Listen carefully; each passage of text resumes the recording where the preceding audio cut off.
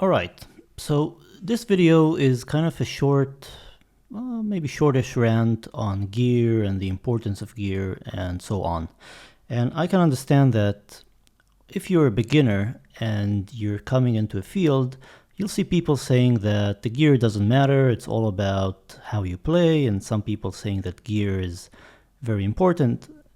And obviously you cannot disregard the fact that there are forums upon forums upon forums of people discussing gear. So it can't be unimportant. And there's also a reason I paid, what I paid for my keyboard, which is a Roland RD2000 with an MSRP of $2,600 in the United States. And there are people who go out and buy a Nord Stage 3 for $4,500, basically. And the way I'd like to approach this is I want to show you this sort of picture I made, and I just went into an online retail store that sells digital pianos, and we're going to talk about digital pianos because that's kind of what this channel is about to a large extent. And I've just written down, I took like 10 or so models and noted their price and put them on an axis of price.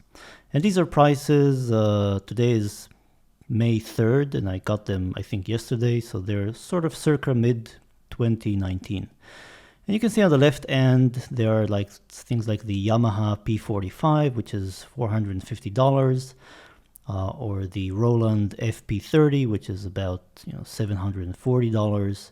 And on the right end, you see these very expensive keyboards like the Nord Stage 3, which is $4,500, and the Yamaha CP1, which is almost $5,000. I personally own two of these, one of which is the Roland RD2000 and the Kawai ES8, which, by the way, goes to show that there is no magic keyboard that you'll buy which will really fulfill all of your demands of it. Now, the reality is that there are a couple of things you should keep in mind when it comes to gear. First of all, we're all very insecure when we start out. So if you're a beginner and you want to buy something and you see this, Yamaha P45 keyboard in the store, and you say to yourself, this one is like one of the cheaper ones. You're not going to really find anything that's much cheaper than $450. And then you look and you see these, Yamaha CP1, which is basically has another zero at the end, which is 10 times the price. And you say, what am I missing out on? I mean, is this Yamaha CP1 10 times as good as the Yamaha P45? And to make matters even more complicated or confusing, you'll see people buying these, like, for example, I got the Roland RD2000, which is not the most expensive digital piano out there, although it is kind of on the higher end of things. And the answer is, of course, that the Yamaha CP1 is not 10 times as good as the Yamaha P45. In fact, usually what will happen is that your insecurity will force you to think, well, maybe I won't buy the $5,000 CP1, but I'm not going to buy the $450 Yamaha P45. I'll try to spring for something more expensive. I'll buy the Kawai ES8 or the, the Yamaha CP88, if you're really splurging. And you'll think that you've made a good deal, and that is true to an extent. But the thing that you should keep in mind is that the two ends of this axis represent kind of the cheapest and the most expensive, and there is a very strong law of diminishing returns in terms of quality. So the Yamaha CP1, which is 10 times the price, is not going to be 10 times as good as the Yamaha P45. In fact, it's going to be like maybe 50% better, which is kind of a very unquantitative assessment of the quality of this instrument. The reason someone goes out and buys a Yamaha CP1 is there are two reasons really, or three of them. One is that the higher end keyboards are kind of more rugged. So if you're like a professional musician and you're touring, you need something that is going to withstand the hardships of the road. So only the really expensive keyboards end up being really reliable and withstand the hardships of traveling and flying and so on. The cheaper ones tend to be made of plastics or they're more fragile, but if you're just practicing in your home, this really isn't any sort of something that should bother you. So that's the first thing. And I think for most people, this is not really relevant. I mean, most people, especially if you're thinking about gear and what to get, and you're feeling insecure, you're not a professional, because a professional would not feel insecure about the keyboard that he or she are going to buy. The second thing is that as you play along, as you improve, you become more sensitive to the small details. Like, for example, the touch of the CP1 is better than the touch of the P45. Again, it's not it's not like an order of magnitude of difference. It's nicer. But it's not 10 times as nice. It's like I said, just like very vaguely, I'd say like maybe 50% as nice. And the sound is kind of nicer as well. It's more sampled and so on. But to be honest, if I will play a P45, not me, but let's take, if a professional jazz musician would sit down and play a Yamaha P45, it would sound amazing to your ears. There is absolutely no way that you would walk away from this sort of demonstration and say, the Yamaha P45 doesn't really sound good, it's not a good piano, and so on. But you really won't be able to appreciate these differences when you're starting out. So if you're a beginner, you should definitely not feel kind of that you're missing out on something by buying the P45 or the Roland FP30, or I think they also have an FP10, which I didn't put here, which is kind of cheapish, or the Casio, or any of these. And there's one additional reason why these digital pianos at the right end cost so much money, and that is they have additional features which you will not find on the lower end ones. For example, the Nord Stage 3 has like Hammond emulations and a built-in synthesizer, which if all you want to do is play piano and have like a nice piano sound and then maybe a nice electric piano sound as well, you're not really going to need, but you will have to pay a premium for it. Same goes for the Kurzweil keyboard and the Roland RD2000, which is has its strengths and weaknesses, but it has many, many more features compared to the Yamaha P45. The Roland has 8 zones, it has 2 modulation wheels, a joystick, you'll find more voices on it. But if all you're after is a digital piano you want to play on, then the P45 will actually serve you really, really well. I keep coming back to the Yamaha. I'm not really getting paid by them. You can switch it by Roland or Kawai or Korg or whatever. So these are really the 3 main reasons I think people will pay more. The first is ruggedness.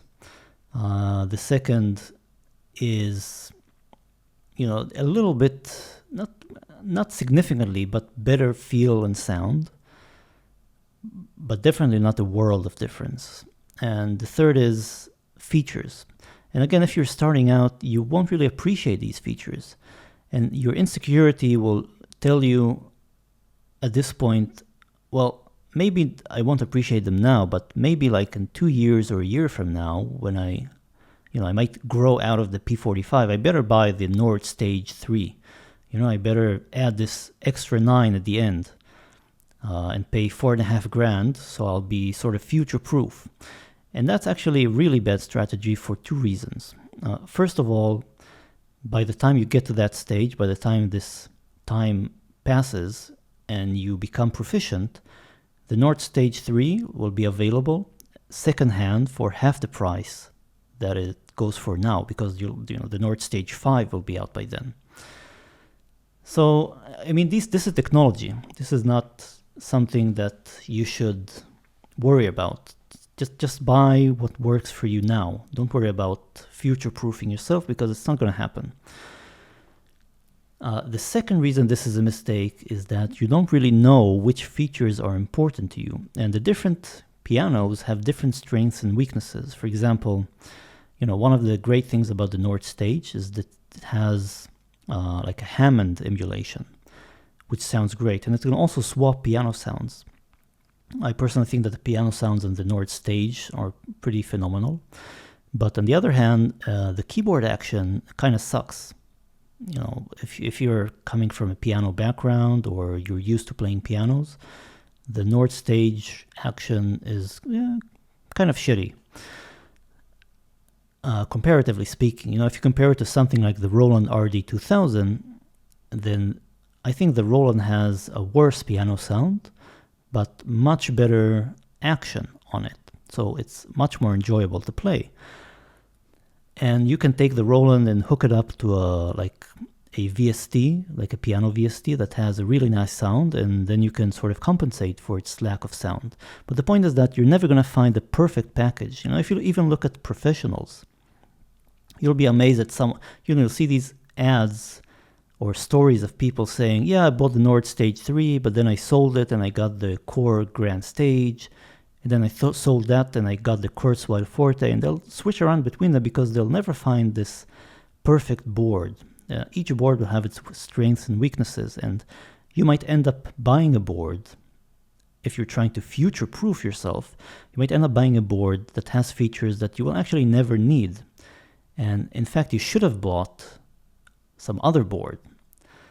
The point is that you should buy these things only when you can understand and appreciate their features. Don't try to future-proof yourself. If you're starting out, the left side of this image is going to really work great for you for the first 1 or 2 years of your career, and maybe 3 or 4, to be honest.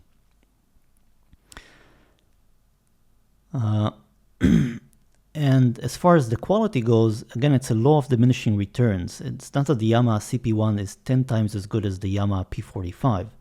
It's 50% better, 80% better, or whatever.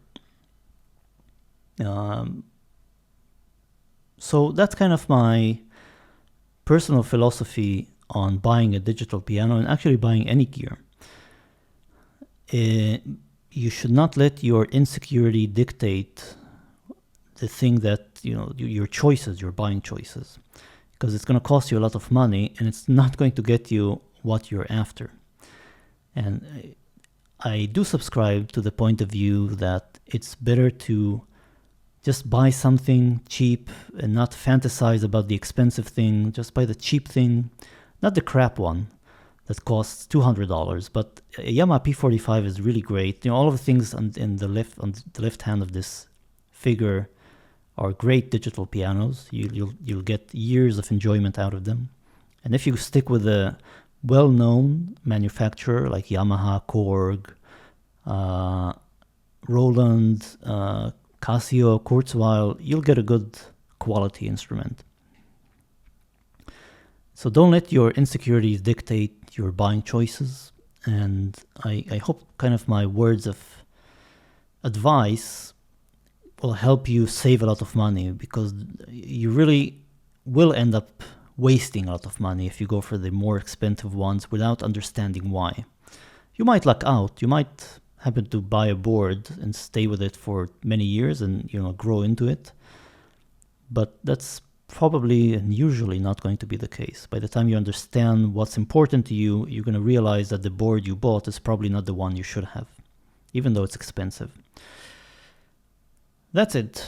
That's kind of my advice for you if you're looking to buy a digital piano. I hope you've learned something interesting, and I'll see you next time.